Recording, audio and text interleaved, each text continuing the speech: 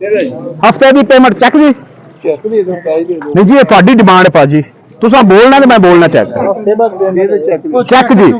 हाँ हफ्ते की सर उन्होंने दी मर्जी है, मैं आई सब किसी जोर तो नहीं लगा। हाँ जी चेक चाहिए कि नहीं जी? ठीक है जी, चेक जी, हफ्ते का चेक जी,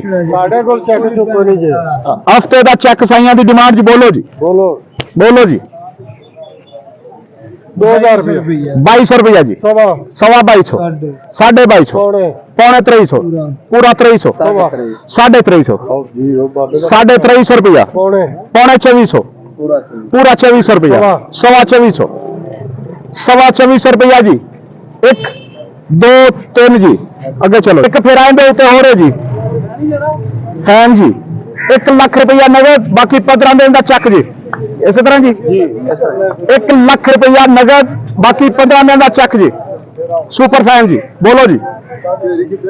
जी सरदार 2000 रुपया जी, 2200 रुपया जी, 2250 रुपया, 2300 रुपया जी, सवा 2300, 30 रुपए, 2350 रुपया, 55 रुपए जी, 60 रुपए जी, 65 रुपए, 70 रुपए, 75 रुपए, 80 रुपए, 85 रुपए, 90 रुपए जी, 2390 रुपये 1, 2390 2, 2390 3 मास्टर फैन दे रहा।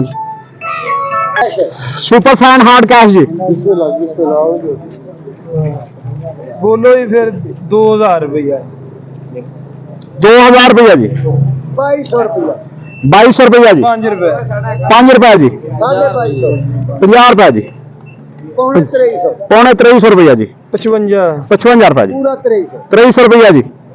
कैश पेमेंट 2300 रुपया जी, 5 रुपए जी, 2305 रुपये कैश पेमेंट जी, 2305 1, 5 2, 5 3 जी जफर जी।